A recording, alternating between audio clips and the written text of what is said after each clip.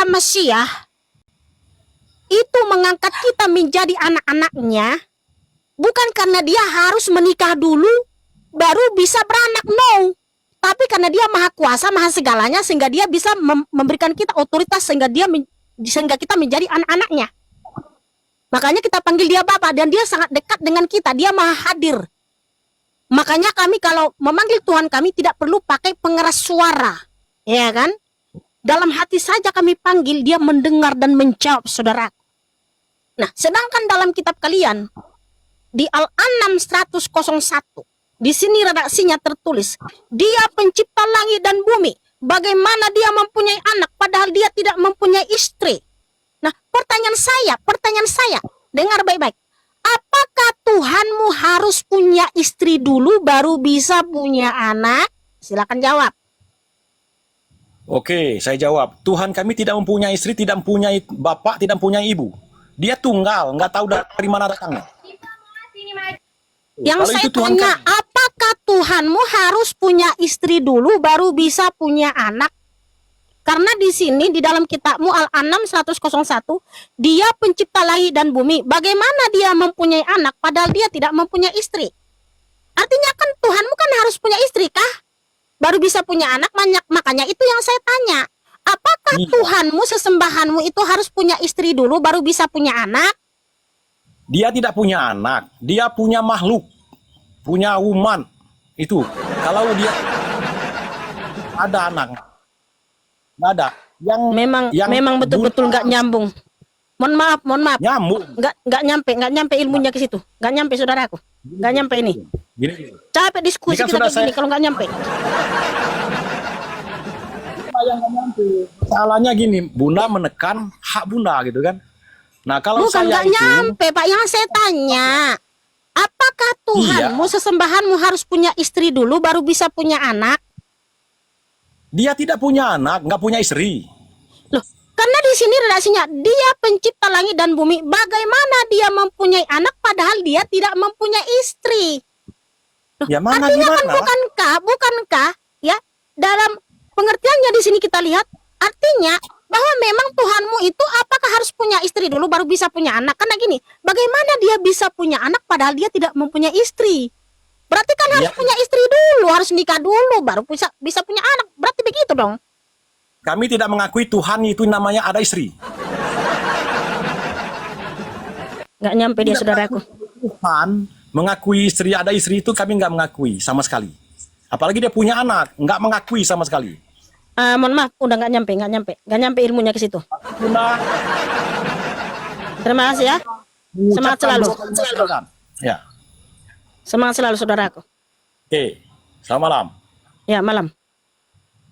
Diteruskan pun nggak nyambung itu nanti.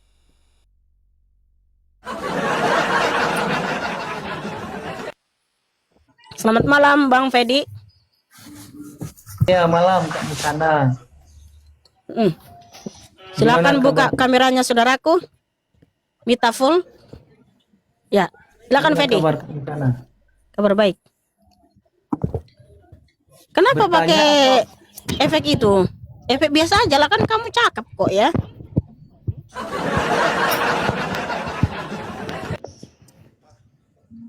Ya, selamat malam Miftahul. Ya, selamat malam Mbak Mikana. Wah, kalau saya mau naik Mbak Mikana ini baik, langsung dinaikkan saya. Iya. Ada apa Mbak Mikana? Ada apa? Iya, saya menaikkan biasanya itu yang namanya jelas dan profilnya bagus. Oh iya. Iya. Oke. Apa ini? Topiknya apa ini malam ini Mbak Mikana? Seperti biasa, saudaraku. Di sini pemberitaan nama Yahweh Yesus HaMasyiah, dia sang pencipta, sang juru selamat. Oh, itu aja. Enggak ada yang lain ya? Loh, karena itulah yang harus diperintahkan Tuhan, bahwa hanya Yahweh Yesus HaMasyiah lah yang melakukan keagungan, keselamatan, pembebas, penolong. Iya. Tapi saya turunkan dulu berisik di situ, Bang. Enggak konsen jadinya. Ya? Oh, berisik ya? Iya, berisik, Bang. Iya. Oke, semangat selalu, Bang ya. Ya, terima kasih. Ya. Oke, silakan Bang Fedi. Ya, ini kakak Apa yang mau bertanya atau ditanyakan? yang bertanya? Ya, saudara yang bertanya, saudaraku, silakan. Boleh, boleh. Kalau menurut kakak, dari kemarin kita kan ada bercerita tentang kelahiran Yeshua ya dalam Matius. Kalau Matius apa kak? Mata ya. Iya, Matai.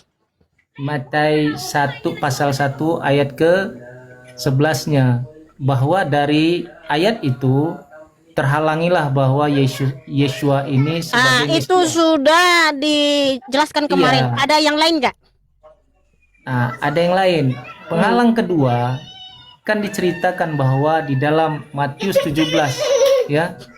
Kan di situ Berisik kali di situ anak-anak. Yang lain dulu pertanyaanmu, jangan bolak-balik itu aja. Malam kakak Nikana, selamat malam Abang Feding. malam. Selamat malam Aldo. Udah, yang lain aja lah kak ya. Yang lain Iya, yang aja. lain lah Sebenarnya pertanyaanmu. Tadi kita masalah Lalat gitu Mesias, aja. Mesias tadi ya. Pertanyaan yang sulit Bang Fedi, yang susah dijawab sama Kak Mikana ya Bang Feding. Jangan itu Baik, aja gitu. baik. Ini kalau kita lihat di dalam Imamat ya, Imamat 18 ayat 12-nya. Begitu juga Imamat 20 ayat 19-nya. Disebutkan bahwa kita jangan mensikapkan aurat saudara perempuan ayahmu karena ia adalah kerabat ayahmu. Di Imamat 20 ayat 19-nya, jika seorang laki-laki menikahi perempuan ayahmu, menurut hukum yang terdapat dalam imamat, hubungan tersebut memang terlarang. Nah, kalau kita lihat dalam imamat ini, kelahiran Musa dan Harun dan saudara perempuannya, kalau kita lihat dalam bapaknya Amran, ini kan menikahi Yakobed di dalam Keluaran 6 ayat 20. Amran ini menikah Yokhabed ini kan adalah saudara ayahnya. Artinya ini kan bibinya menjadi istrinya. Sementara ada tertuliskan di dalam imamat itu suatu larangan di mata Tuhan. Kalau itu suatu larangan, tentunya Musa Harun itu kan menjadi anak yang ternajiskan di mata Tuhan. Gimana Pak Kakak menjelaskan? Kak Mikana sayang kalau cerita tentang kitabnya selalu kayak gitu dia, aduh. Ya sebentar, saya akan mencari jawaban. Cuman ya kamu ini. Boleh. Enggak langsung Ya. sinkron. Iya, saya dengar. Kan saya lagi cari jawaban. Harus berdasarkan data Bang Fedi, makanya Iya. harus akurat gitu. Nanti kalau salah-salah jawab nanti Bang Fedi resikonya bukan kepada Kak Mikana juga, kepada yang lain juga berimbas. Benar. Biarlah sedikit santai tapi jawabannya akurat. Iya. Nah, kalau teman-teman yang lain kan Daripada- dijawab Kak Mikana kan langsung semangat beliau kan. Kalau aku Iya yang kan, nanya karena pasti- Loh, karena pertanyaannya kan yang mudah-mudah. Cuman ya kamu ini. Oh, jadi kalau pertanyaan aku berat gitu kan ya. Oh, Iya, jadi ini kan- yang nggak berat nih. Iya, yang maksudnya pertanyaannya yang klasik. Pertanyaan klasik yang udah biasa ditanya. Nah, ini kan pertanyaan baru. Ya. Bang Oke. Fedi ini kan dia mempelajari kitab ini banyak nih. Iya, karena kita kan seorang kristologi udah Bang Aldo. Oh, Yes. kristologi. Kita mempelajari ilmu tentang Kristus atau mempelajari ilmu apa tuh Bang Kostrat kemesiasan. bisa duduk, jangan berbaring-baring kayak gitu. Ini ditonton ribuan orang loh Bang Kostrat. Nah, itu baru mantap. Tapi enggak, dia kayak Putri Duyung dia gitu maksudnya. Kayak terdampar. Iya. Oke ya. Nah, dan Amran mengambil Yokhebed, bibinya, sebagai istri baginya, dan dia melahirkan Harun dan Musa baginya, dan tahun-tahun kehidupan Amran ada 137 tahun. Dan anak-anak Izhar, Korah, dan Nevek, dan Zikri. Nah, baik. Amran memang mengambil bibinya Bibinya. sebagai istrinya, iya, Yokhebed. Ya. Begitu pula Abraham. Abraham itu juga menikahi saudarinya yang dia beda ibu tapi satu bapak. Satu bapak. Nah, memang dari zamannya Adam, Nuh, dan Abraham, dan sampai berikutnya itu, di situ kan belum ada hukum Torah. Nah, sedangkan Imamat 18 ini kan ditulis Nabi Mose. Makanya di zaman Nabi Mose, itu memang sudah dilarang. Sehingga ketika Amran mengambil Yokhebed bibinya itu kan di situ belum ada hukum Torah. Tetapi ketika sudah dikeluarkan hukum Torah, sehingga itu tidak boleh lagi. Begitu jawabannya, saudaraku. Artinya yang difahami bahwa syariat para nabi itu memang berbeda-beda ya Kak ya. Abraham yang punya aturan di mata Tuhan itu ketika Nabi Musa itu mempunyai syariat yang berbeda lagi. Itu maksud penjelasan Kakak. Karena ya di zamannya Amran itu kan belum ada hukum Torah. Karena sebelum hukum Torah diberikan, bahkan semua makanan itu boleh dimakan ya, semua Kejadian 9 ayat 3. Tapi di zaman Torah kan ada larangan, yang ini boleh, yang ini tidak, kan gitu.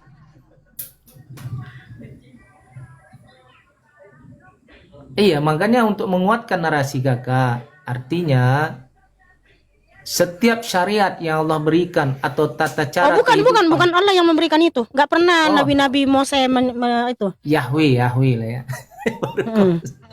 Berarti Elohim ketika menurunkan aturan-aturan kepada Nabi itu memang berbeda-beda berarti ya. Bentar. Bukan. Tapi Kakak bilang ketika Abraham berbeda, makanya Abraham menikahi anak tiri anak dari ibu yang lain ya. Begitu juga ketika Amran menikahi Yokhebed tadi, bibinya. Ketika didatangnya Musa, itu syariat berubah lagi jadinya. Enggak, jadi gini, bukan syariat ya. Jadi gini ya. Apa namanya Kak? Amran menikahi bibinya Yokhebed terjadi karena hukum Taurat, hukum Torah mengenai larangan pernikahan kerabat dekat atau incest belum diberikan oleh Yahweh pada masa itu. Jadi aturan dalam Imamat 18 ayat 12 baru diturunkan ratusan tahun kemudian di Gunung Sinai. Jadi belum ada hukum tertulis.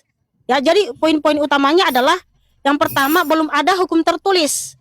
Amran dan Yokhebed hidup di Mesir pada masa para leluhur, jauh sebelum Yahweh memberikan hukum moral dan sipil secara resmi kepada bangsa Israel melalui Nabi Mose. Kemudian ada prinsip tanggung jawab. Ya, seseorang tidak dapat disalahkan melanggar hukum jika hukum tersebut belum ada. Yahweh baru memberlakukan standar kekudusan pernikahan yang ketat setelah umatnya keluar dari Mesir, agar mereka tidak mengikuti kebiasaan bangsa-bangsa sekitar. Ya, jadi seperti itu. Jadi tidak bisa disalahkan. Yokhebed dan Amran tidak bisa disalahkan karena hukum Taurat waktu itu belum ada. Iya, Nah, kenapa Bapak Yahweh baru memberikan hukum itu? Ada aturan yang ketat agar orang Israel tidak mengikuti kebiasaan bangsa-bangsa yang lain. Ya, seperti itu. Sudah ya, jelas. Artinya hukum setiap para nabi itu pasti berbeda-beda. Elohim turunkan kepada nabinya. Itu yang mau Kakak jelaskan kan? Hukum Taurat itu baru diberikan ketika Israel keluar dari tanah Mesir ya. Sudah jelas ya. Jangan lagi ditambah-tambah. Terima kasih. Kita ke Kostrat dulu. Selamat malam Kostrat. Boleh. Nanti mau tanya lagi Kak ya? Ya, silakan. Silakan buka kameranya Kostrat dan silakan bertanya. Oke Kak Mikana, saya ingin bertanya, kan kemarin kan pas Kak Mikana debat sama Bang Juma, kata kakak itu Yesus itu sang penyelamat. Jadi begini, kalau memang dia itu sang penyelamat, contoh negara Israel sama Iran itu kan, Iran itu mayoritasnya kan Islam, sedangkan Iran itu kan mayoritasnya Islam, sedangkan Israel itu banyak Kristen. Kenapa Yesus tidak mampu menyelamatkan negara Israel? Itu Nama Tuhan di sini lihat Yesua namanya, Bang. Iya. Nah, mampukah? Merokok. Kenapa kamu merokok? Sudah tahu panduan komunitas? Ya, mampukah tidak? Mampukah Yesua itu menyelamatkan negara Israel yang sedang dilanda peluru saat ini? Di mana? tunjukkan sama saya kalau memang dia mampu, kalau memang dia sang penyelamat, saya pengen bukti gitu. Itu kan suatu bukti. Buktinya negara Iran kan itu. Jangan udah berbicara politik di sini, Pak. Yang jelas Israel selalu menang. Buktinya Israel kecil aja tetap mereka berdiri kokoh. Bahkan ilmu pengetahuan teknologi itu diciptakan banyak oleh orang Israel dan kamu menikmati sekarang ini.